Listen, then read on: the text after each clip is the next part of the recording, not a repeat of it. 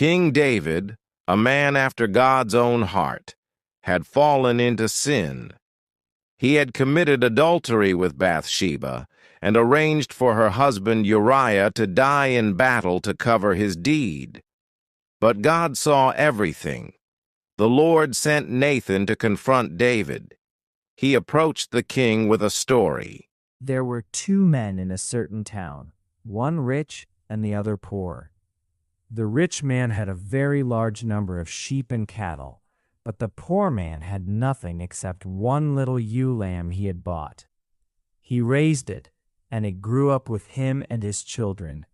It shared his food, drank from his cup, and even slept in his arms. It was like a daughter to him.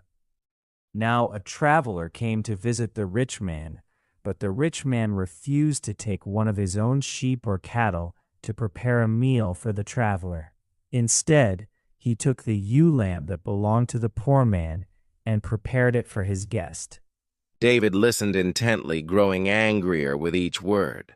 As surely as the Lord lives, the man who did this deserves to die. He must pay for that lamb 4 times over, because he did such a thing and had no pity. You are the man, Nathan declared.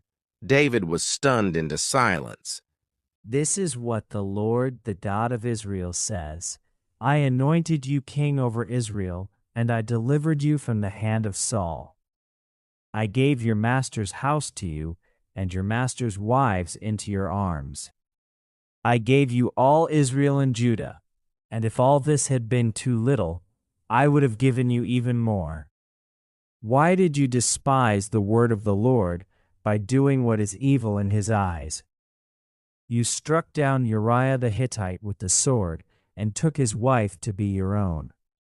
Because you have done this, the sword will never depart from your house. I have sinned against the Lord, David confessed, his voice heavy with regret. The Lord has taken away your sin. You are not going to die. But because by doing this you have shown utter contempt for the Lord, the son born to you will die. Nathan departed, leaving David alone with his sorrow and repentance.